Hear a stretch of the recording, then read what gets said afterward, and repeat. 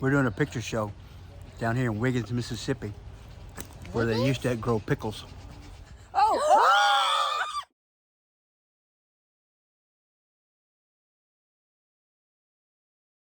Hey everybody, on the set of Boneface.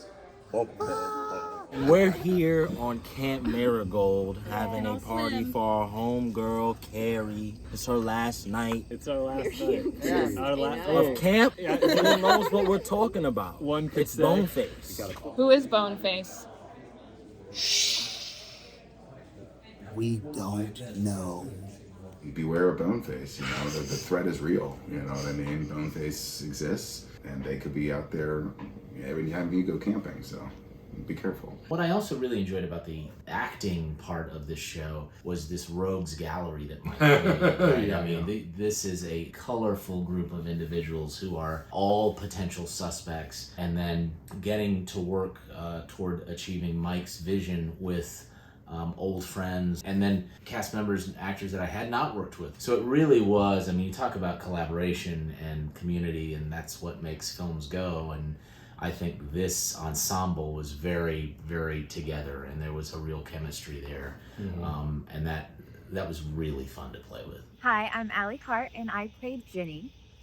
I'm Elena Sanchez, and I play Deputy Joe McCulley. And we are under this Sagittarian full moon tonight. And I'm just daydreaming about a time where I don't work at this damn diner.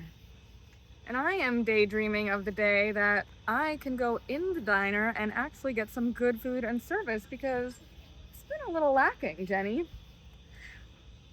Well, do you like meatloaf? Because pretty much that's all that we have. Meatloaf on a stick, fried meatloaf, more fried meatloaf, and then I think meatloaf. Meatloaf it is. Playing a character named a rooster. So if you think you are a rooster, hop up here and cock-a-doodle-doo. That's David Calloway, one of the finest actors known to man today. He's my partner in crime on this movie, and he takes care of me on each and every shot. This is my first movie. He's done tons of them. So he's showing me the ropes, and I greatly appreciate it. Oh, hi. My name's Artrell, and I play Ray Brixton. He's a horror-loving, comic book-loving, all kinds of things that's their killer, slasher, murderer, strangler. Anything having to do with anything blood and guts or movie-related, he loves it. And he'll figure out this mystery, hopefully before you do. Or maybe not. We're stuck at the Highsmith Diner. Please send help. Please bring food. They gave us some Swanson dinners. It's day 9 and we haven't eaten yet. They let us look at this stale, old, decrepit, meatloaf and some stale chips and what else? Some A sandwich? I couldn't even eat it before the drama popped off. I'm Laura Caillouette, and I play Nadine. I'm not stopping at this truck stop ever again. And the martinis aren't even good. I play Wes in here. He is big sad, like I get sometimes, but that's okay because he makes killer food. I play Audrey, and wish I was as cool of a photographer in real life as she is. I love David Calloway. Boneface. Hey, I'm Billy Slaughter. I play Officer D. Scott. Reporting for duty, set of Boneface. Looks like officers McCulley and Cronin couldn't handle it, so they're bringing in the reinforcements, the big guns, calling in Big D. All right, we're taking a crafty break. What you Crafty got? break. I had a graham cracker and water. Gotta hydrate. What are you having? I'm having just some peace and tranquility. Oh, a hot dog. Hot dog. Hot dog. Sorry, hot dog. That's what I meant. We should do some yoga. That's a good idea. Yogurt. Yes. Yogurt. Our trail. It's his last day. Oh, God. We're very sad. I feel good about it. All the tears are going to roll It's down. brilliant. He's leaving to do better things. Oh, don't say that. Whatever, you can't say that. We got a nice trumpet song. So Mike, one of the things that I like about the script is that it takes this left turn, right? It begins as this sort of camp slasher horror movie in the vein of something like Friday the 13th. And then it becomes this kind of Agatha Christie style, Knives Out kind of whodunit. Tell us why you decided to sort of merge those two genres and what your thinking was behind that. Because I couldn't decide which one to do. Really wanted to make a slasher like my own, because I grew up loving slashers, and I also grew up, my parents raised me on Agatha Christie and film noir.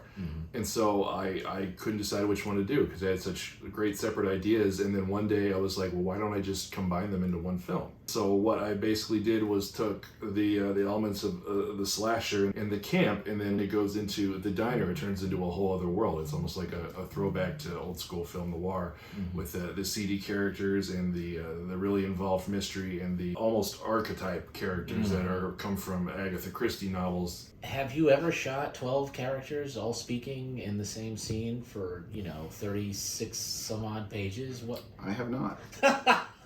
What was that? What were the primary challenges of Well, one thing is very challenging just if you start looking at the math, and regardless of lighting or camera, but you look at the math of 12 characters. A scene some of the scenes are 8 to 9 pages long, so even if, let's call it 10, even if you just get one take of each character reacting to every line, you've got 120 minutes already just on just that.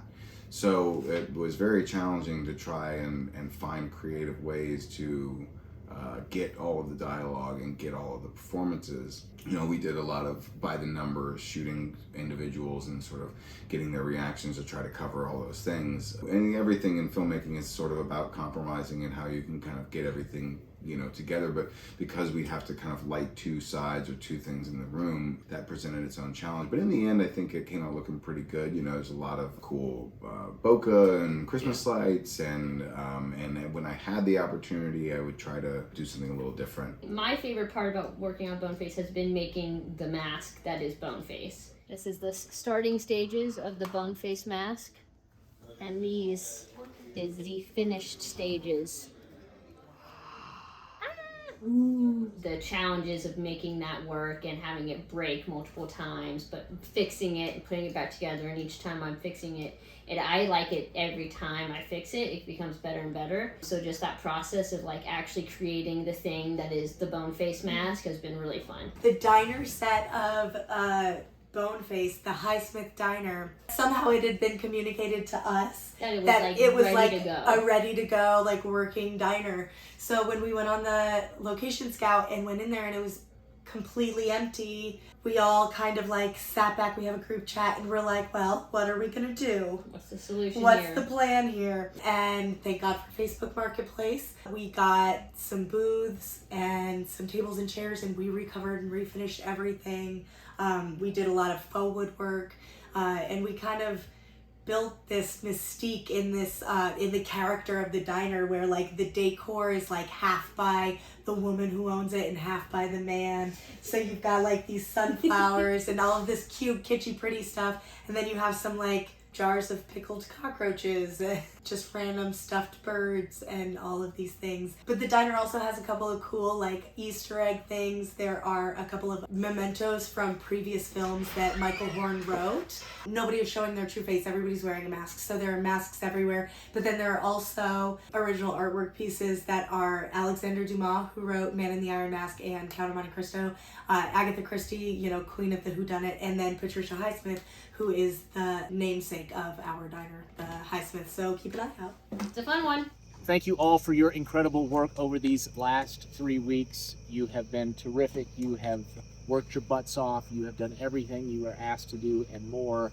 The only way independent films get made is that everybody buys in, everybody works together.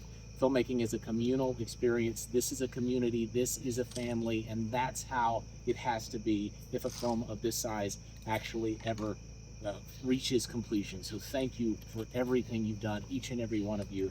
And that is a wrap on Boneface.